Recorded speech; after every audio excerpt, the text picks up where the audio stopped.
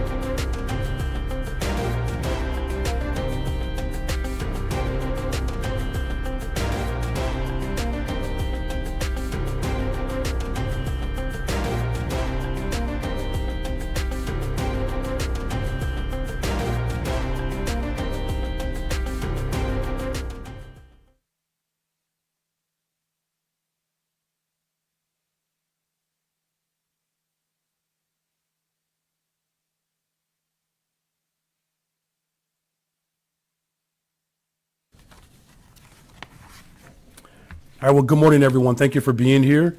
It's a very exciting day for the city of Chicago. And it's not just because our Cubbies are a couple of games out of first place. Loosen up, you all. Relax. Better. Much better. Thank you.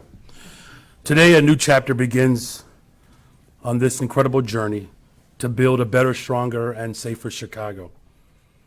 After a very deliberate and thorough and transparent process, Chief Larry Snelling has been chosen to lead the Chicago Police Department.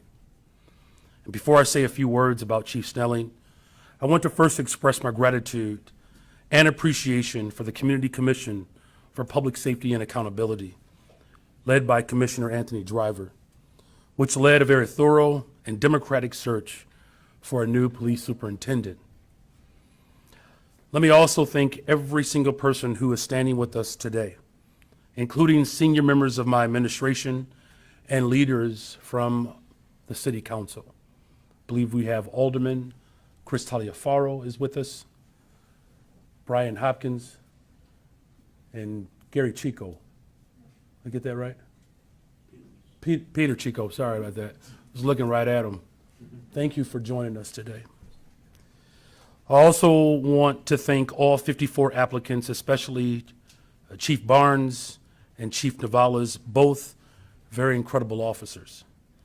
I also want to extend a heartfelt thanks to the interim superintendent, Fred Waller, for putting his retirement on hold and committing himself to the people of Chicago. Over the last several months, it's been an incredible opportunity to work with Chicago's finest. And thank you, Fred. I appreciate your sacrifice and effort more than you'll ever know. Superintendent Waller has had so much influence on this administration. We will have a Fred Waller tie day coming very soon to the city of Chicago. But of course, thank you very much to Chief Snelling for accepting this call to serve. It is an immense responsibility to ensure the safety and well-being of our residents. The challenges we face are quite complex. It's multifaceted. To build a safe and thriving communities that all Chicagoans deserve, we know that that's not going to happen overnight. But I'm confident by working together and utilizing the full force of government, we can bring the change that our city desperately needs. And Chief Larry Snelling is a proven leader who knows and holds dear the soul of Chicago, the values that encompass the greatest city in the world. He commands the highest respect of his brothers and sisters in the department, and I'm fully confident in his ability to unify and strengthen these critical public servants. I'm confident that he can boost their morale and implement constitutionally driven reforms that will ultimately create a safer Chicago. And furthermore, his expertise to navigate the great challenges that we are facing today, and his ability to build trust between rank and file as well as the public they serve, puts him in a class all by himself. In this role, he will build upon his 3 decades of service, most recently, of course, as Chief of the Bureau of Counterterrorism, after rising through the ranks of this department. In the coming months and years, we will work together collaboratively to develop and implement comprehensive strategies for public safety that address the unique needs of each and every one of our communities. And we will work together to continue to build the partnerships that ensures that every single voice is heard, that every resident feels safe, and those who are most impacted by crime in our city have a seat at the table in influencing the solutions that our communities deserve. Thank you, Chief Snelling, for your willingness to accept this challenge and to ascend to this role. But I also want to thank the city of Chicago. Thank you for your patience and resilience. Thank you for all of you who have committed to building a better, stronger, safer Chicago. And under the leadership of Chief Snelling and our rank and file officers, we will move forward together towards a brighter future for our city. Because as you all know, this is the greatest city in the world. And with that, it is my pleasure to introduce, hold on a second, the Alderwoman of the 16th Ward, Stephanie Coleman, is here right from vacation. Please come on. No one else got an applause, but you can clap for Stephanie though. And so with that, it is my honor and pleasure to bring to the podium the son of Inglewood, Chief Larry Snelling.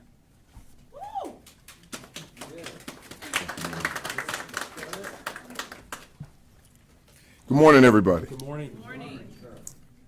Thank you, Mayor Johnson, for those kind words. I'd first like to say thanks to Mayor Johnson and his team. I didn't realize before he gave that speech how much he expected of me, so it's too late to back out now, right? But just kidding. This is important. It's extremely important for our city. It's important for our communities, and it's important for our police department. And at this time, you know, I'm truly honored and humbled to be chosen by Mayor Johnson to lead the Chicago Police Department as the superintendent of police. When I started this job, at no point did I ever think that I would find myself in this position. I come from humble beginnings, like most of us, and probably most of us in this room. I'd first of all like to thank my family, my daughters in particular, who were out of town. As soon as they grew up, they ran off and left me, so they don't live here right now, but Imani and Jasmine, I see you, really appreciate you. And to Brian, thank you for being there.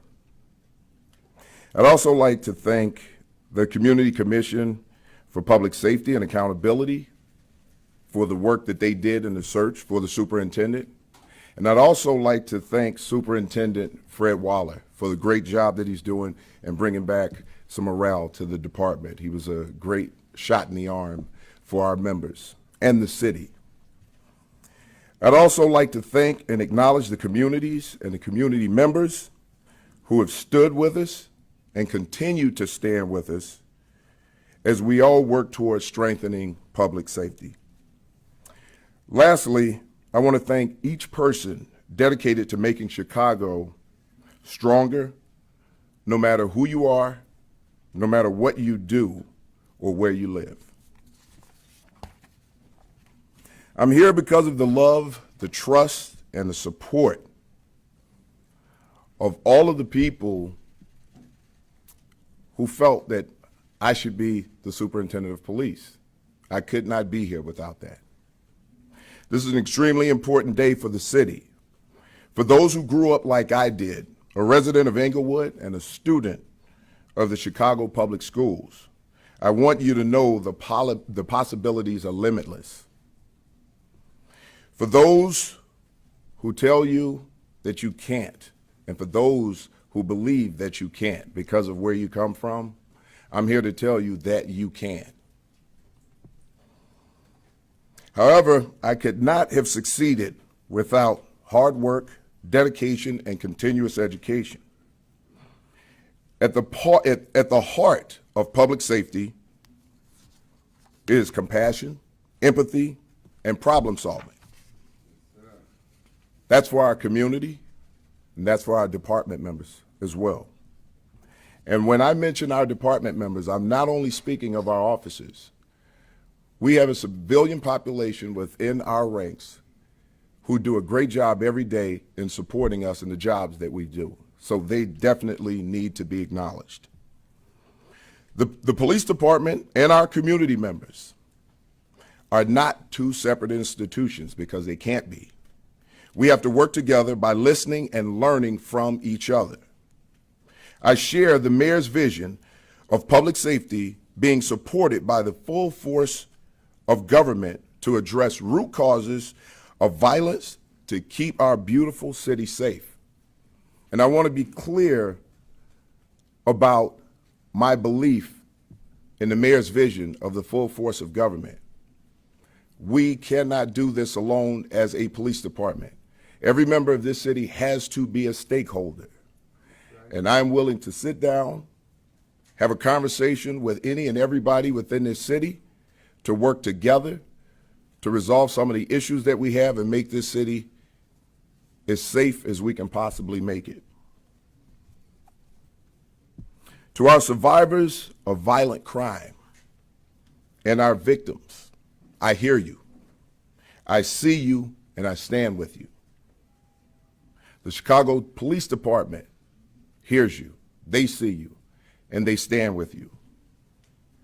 And for our officers who risk their lives every day to protect our residents, I know what you sacrifice on a daily basis. I know the sacrifices that your family makes when you go out to the street to keep this city safe. For those members of the Chicago Police Department, as well as our civilian population, I hear you, I see you, and I stand with you. We are rooted in constitutional policing. We will work to implement diversion and deflection programs, especially for youth. And we're always seeking justice for families of crime victims and survivors with the follow-up from the Detective Division. We will continue building morale with a focus on wellness of our officers while creating stronger bonds of trust within the communities we serve. Safety in this city has to be a collective effort, one that transcends blocks and neighborhoods. It is critical that we share the responsibility amongst law enforcement, city departments, and sister agencies, local government, our federal partners, our residents, and community leaders. That is our path forward. That is the commitment I'm making to you today. My partnership with City Hall will be strong. Throughout the whole process, the mayor has been open to dialogue and has actively listened to different points of view. And I will tell you how important that is. Law enforcement is extremely difficult, and to have someone at City Hall who's willing to listen and willing to understand what our officers are dealing with on a daily basis, to understand how our officers are running into very violent situations and risking their lives. It is extremely important to have someone, a mayor, who sits at City Hall and understand that. I cannot stress that enough. And thank you, Mayor. Thank you for that.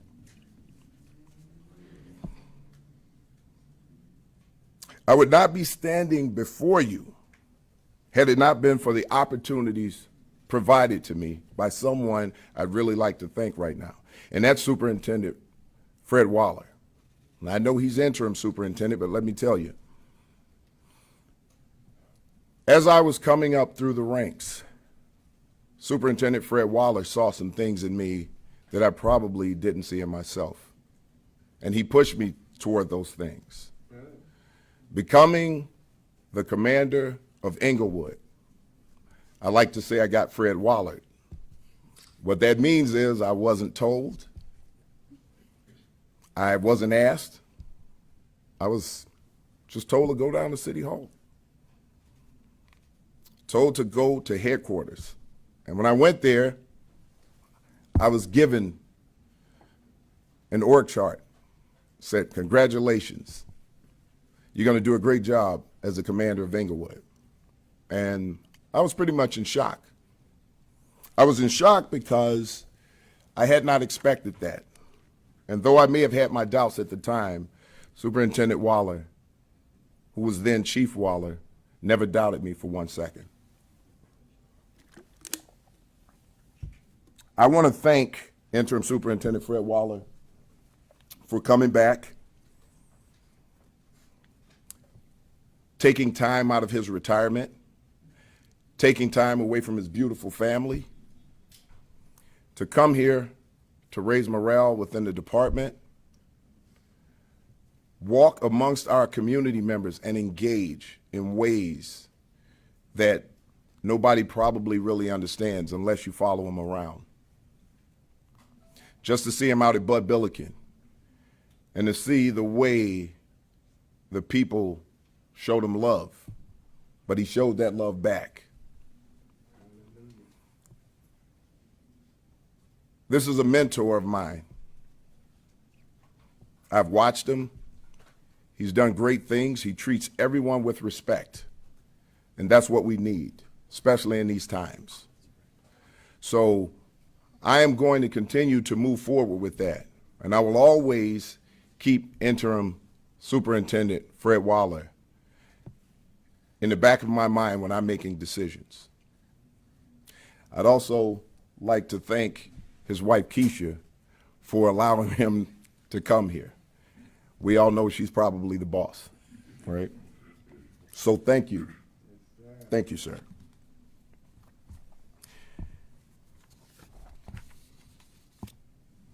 Thank you, Mayor Johnson, for the trust that you put in me to do this job. It's just an amazing feeling to stand here, and it probably still hasn't sunk in yet. But it's an amazing feeling after the conversations I've had with the mayor, for the mayor to choose me to serve as the superintendent. There was great competition. I'd like to thank Chief Navalis, Chief Barnes, for their applications and making the final three. I'm sure that was a tough decision. And to be the chosen person to lead this department, I am going to put in the work. You will have my total and complete dedication. We will work with everyone. Everyone will have a voice. It doesn't matter what part of town you're from. We're all children of Chicago, and we will all work together to continue to make the most beautiful city in the world the safest city in the world. And with that, I'd like to introduce our president of the commission, Anthony Driver.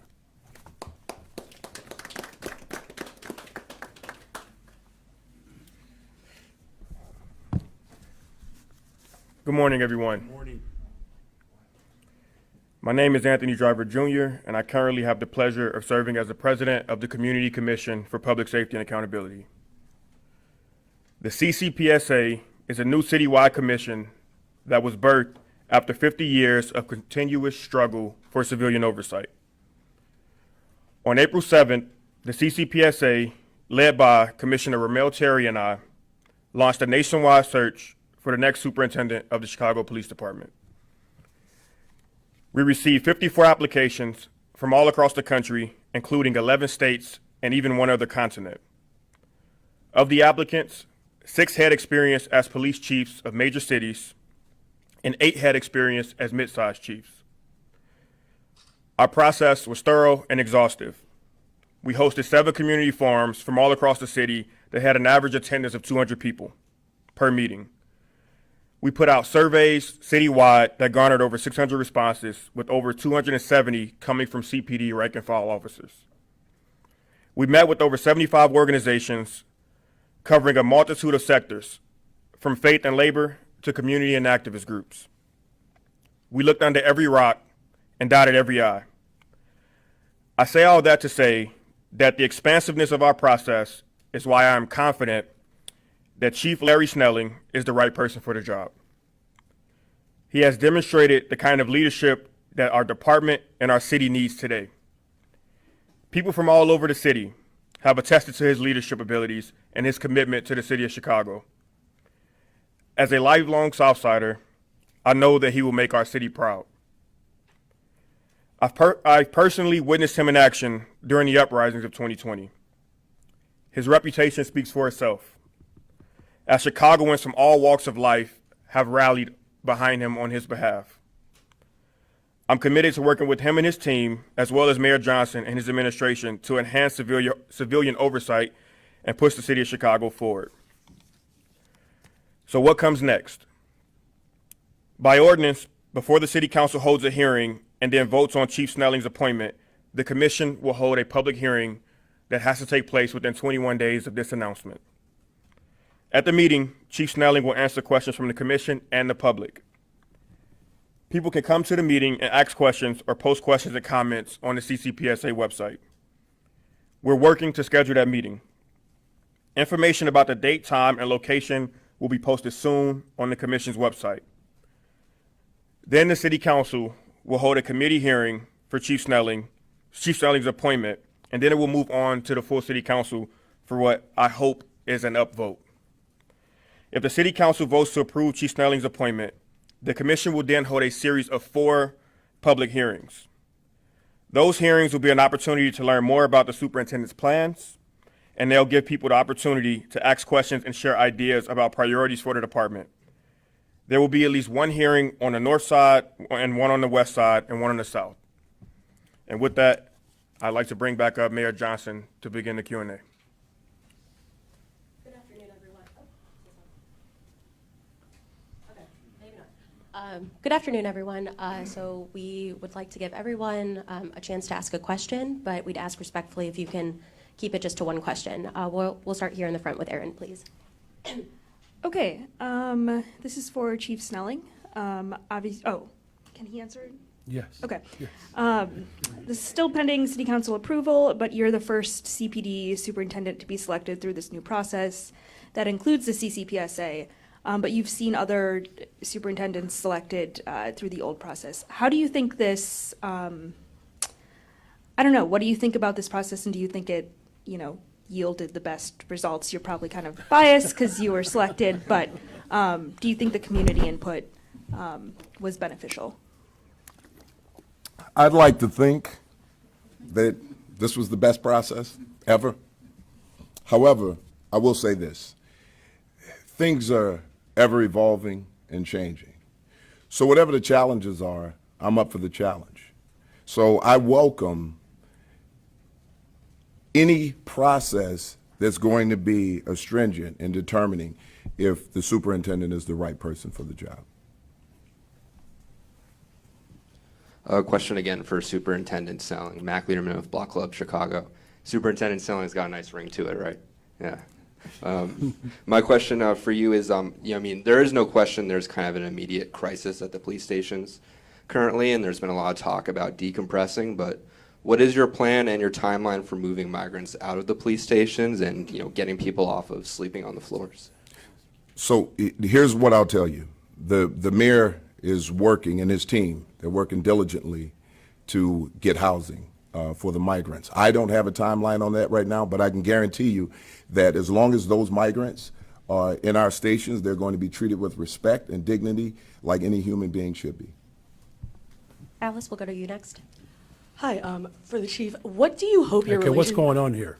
Sorry. All right, go ahead, Alice.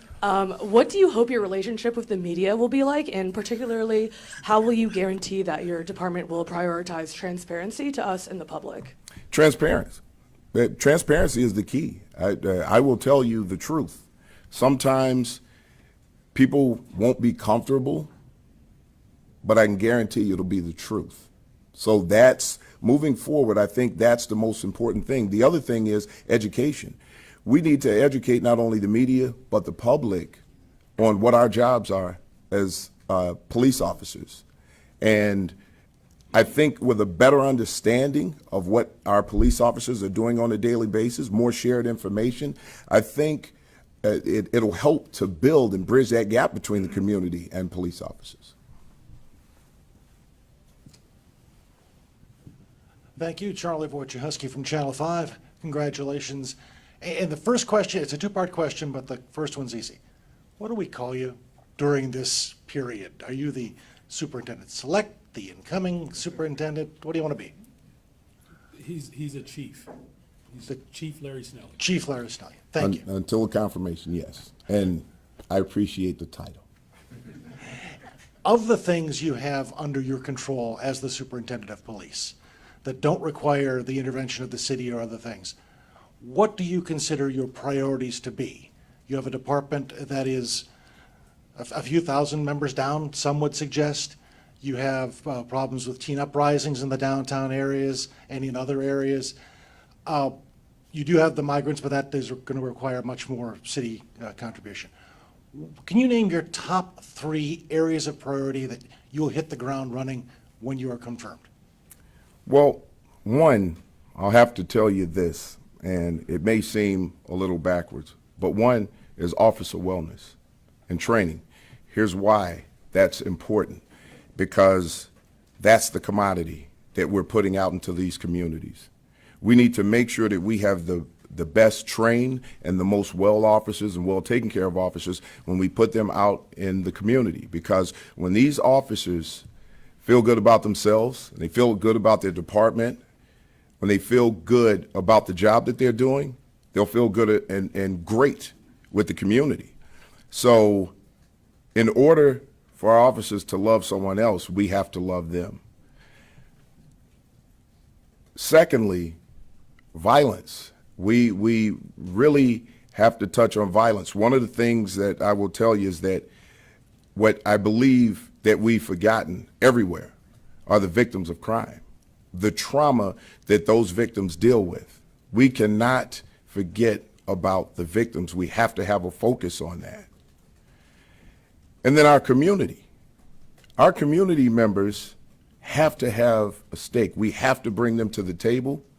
We have to talk to our community leaders. We have to bring in those people that we don't normally talk to. Those people who live on the side streets of every community. We need to get out. We need to be talking to those people. They need to have their voices heard. And we have to make sure that we work collaboratively together in order to keep this city safe.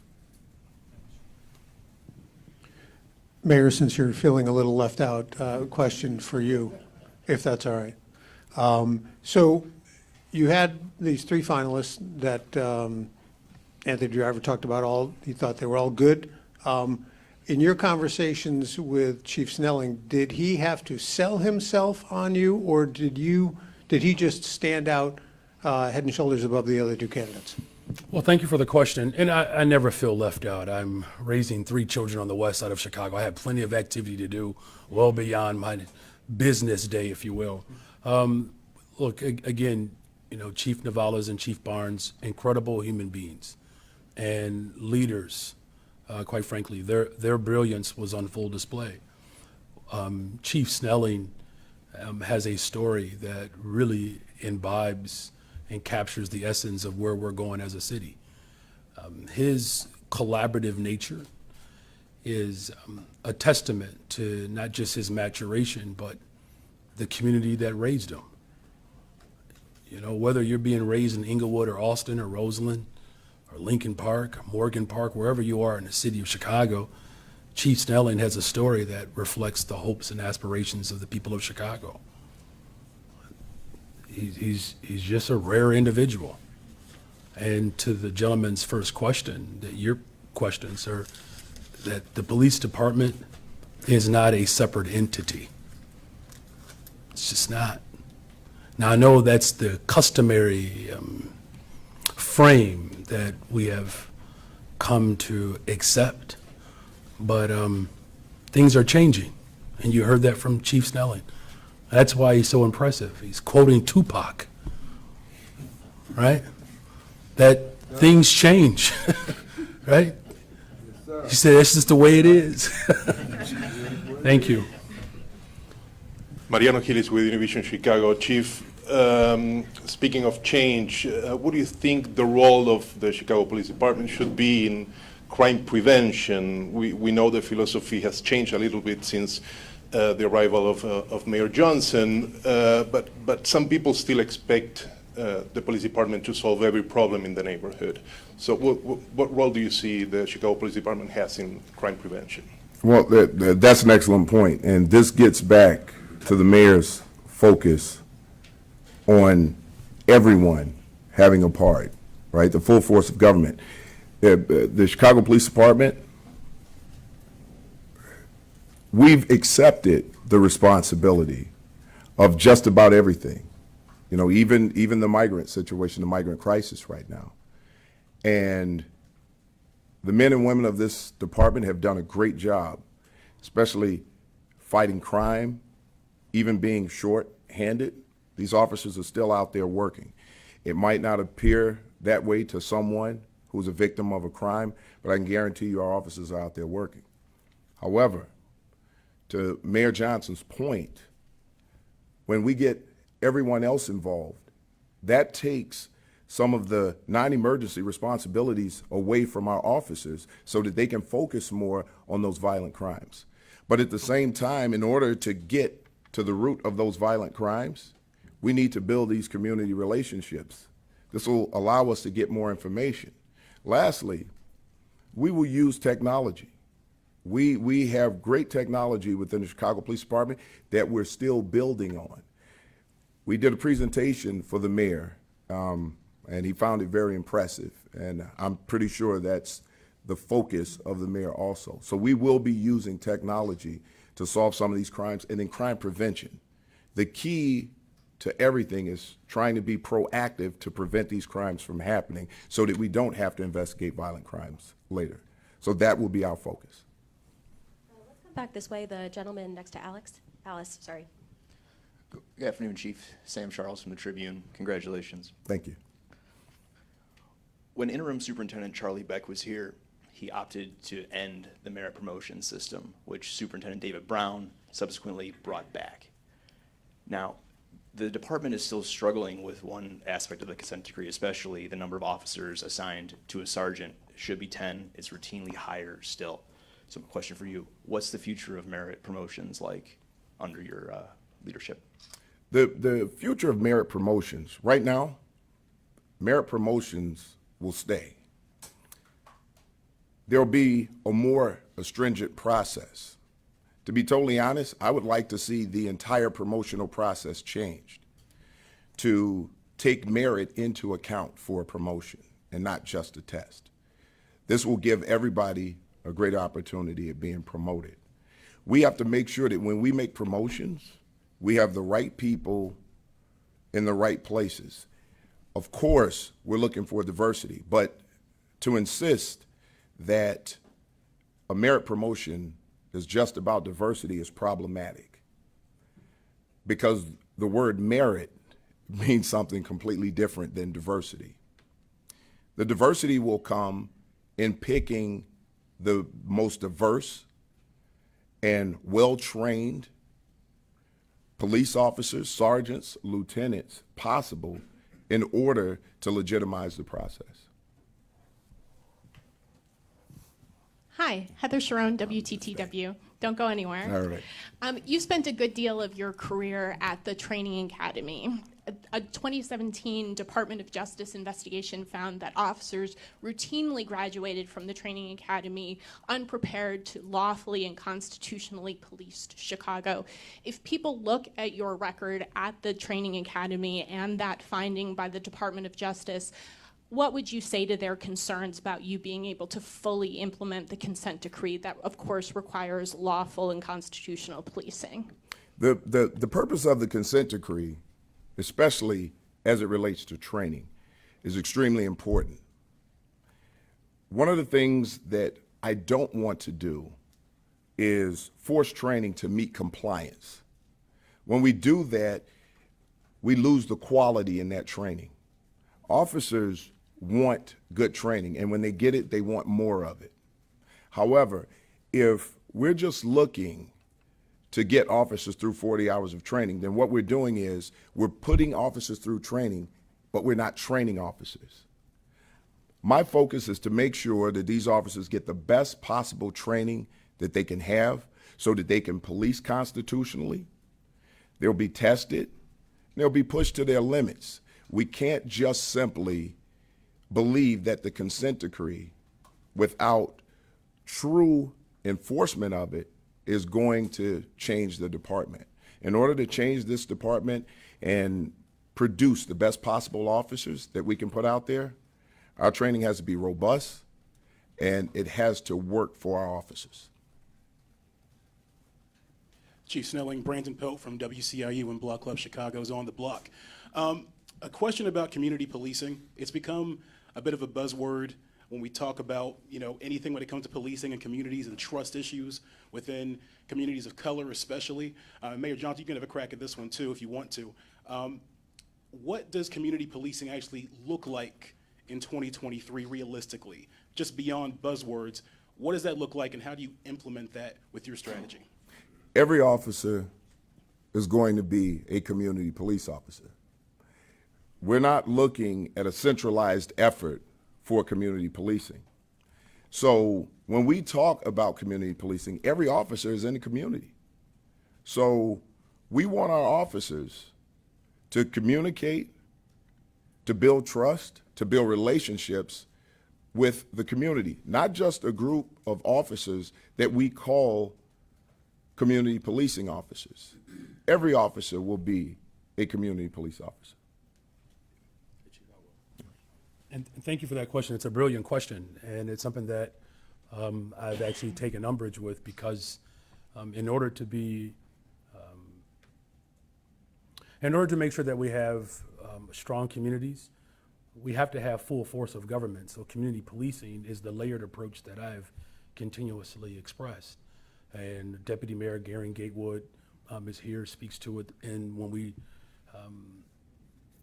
we build out community policing, it has to include all of our stakeholders, our civic committee.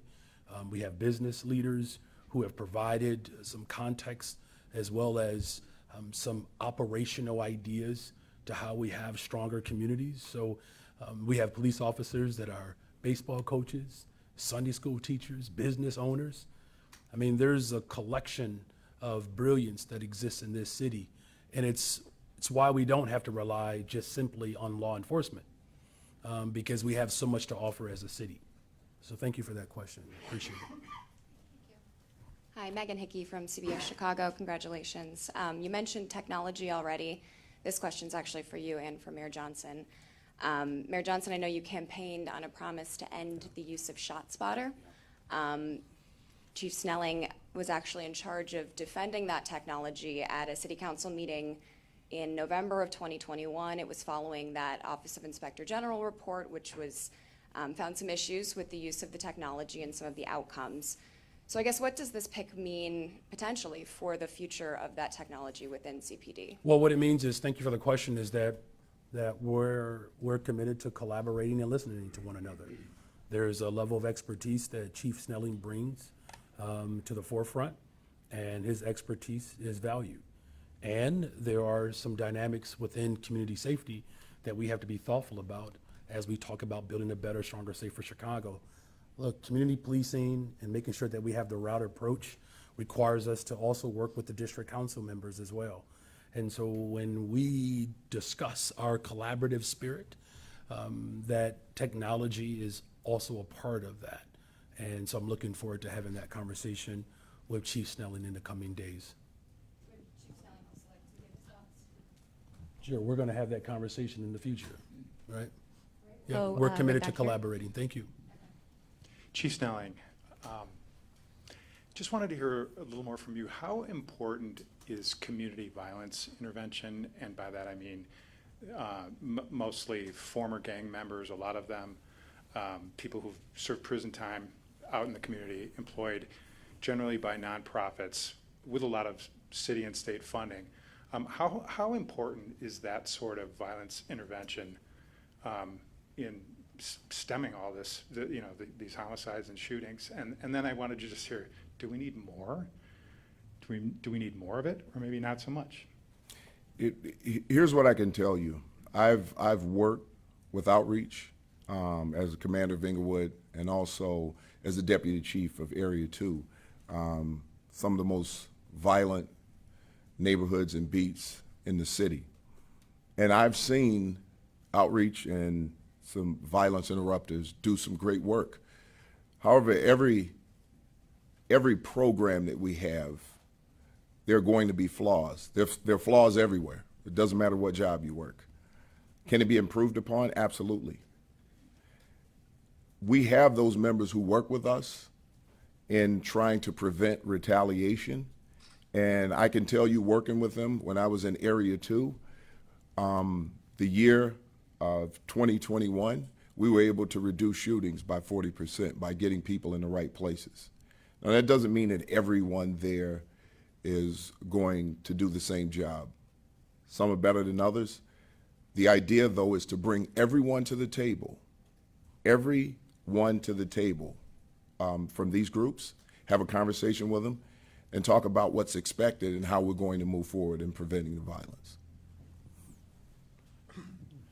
Lauren Taylor, I consider myself an independent civic journalist. Heard a lot of aspirations from you, Mayor Johnson, also Mr. Driver. Can you share any specifics that you have talked about in these last few weeks or last few months during this process, particularly when it comes to community engagement? We know that that is a lot of how you are known and regarded here. Also, any specifics that you might have in terms of this community violence prevention intervention, such as trying to stem the flow of illegal guns that we have here? So here's one of the things that I can tell you to the first part of your question when it comes to Mayor Johnson. And I said this earlier. Mayor Johnson is a sounding board who absorbs every piece of information. It's amazing the way that he sits and he listens and he hears and he understands the message that you're attempting to convey to him. Ultimately, he's the mayor, right? So I work for the mayor. I will express my opinions. I will bring information to the mayor because if I'm not telling the mayor the truth, then I'm not being effective and I'm failing the mayor. I am confident that the mayor just wants to see me do the best possible job that I can do. And yes, I've expressed to him the reaching out to the community, what our officers will be doing, my vision. I won't get too much in depth with it, but as you know, I do have a far-reaching effort with the community. Lee. Hi, Lee John Greco, Cranes. This question for Chief Snelling. I wanted to get your thoughts on responding to mental health calls without police officers. Is that something that you believe should be handled outside of CPD? And Mayor Johnson, if you can clarify, obviously some news came out on Friday. It's my understanding that you did not meet with Dr. Arwady in person, and so I just wanted to offer you the chance to clarify that, if at all. Thanks. Well, I'll answer that quickly and let the mayor take the podium.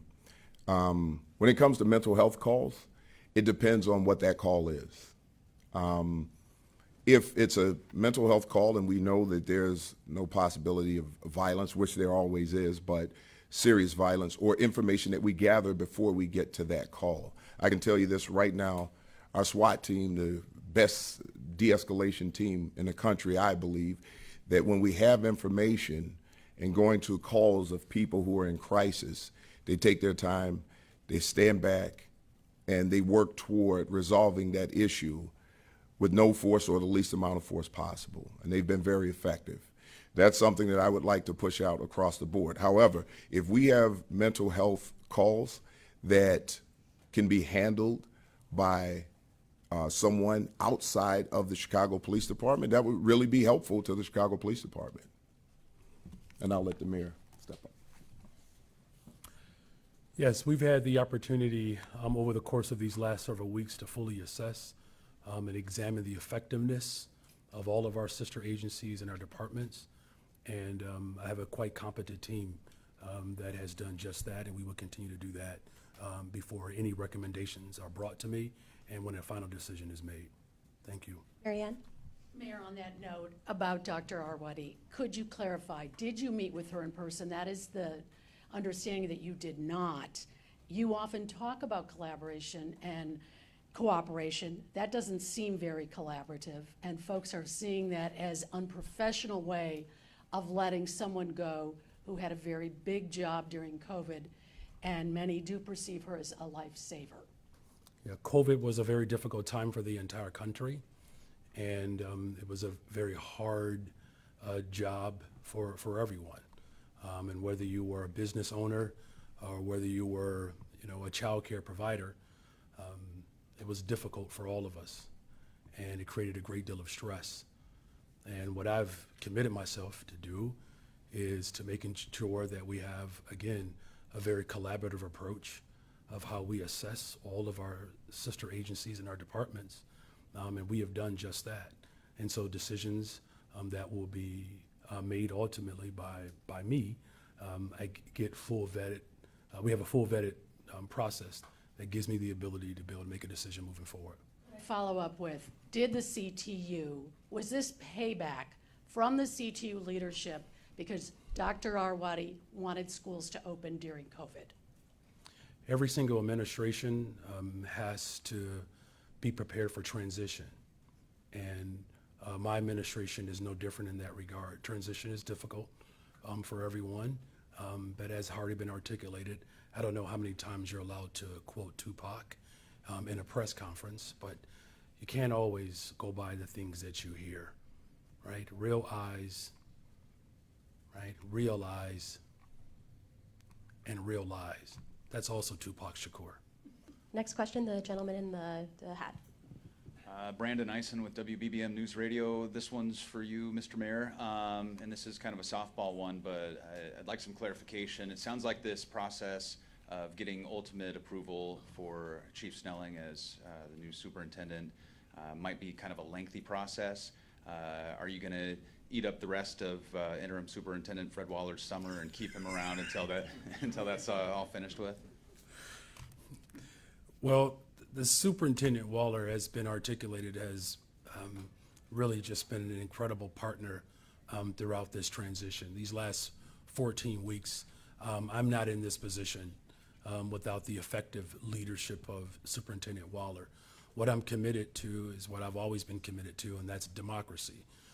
And as Anthony Driver has already articulated, it's important that we continue to build on the community process. Why is that important? Because as Mr. Brandon Pope articulated so eloquently, having an understanding of what community policing looks like, it starts with the democratic process. The city of Chicago deserves democracy. I know it's going to take all of us to adjust to that dynamic because of sort of the dictatorial presentation that has oftentimes been the prevailing form of leadership. That is not my style. I trust the people of Chicago, and we're going to build a better, stronger, safer Chicago together.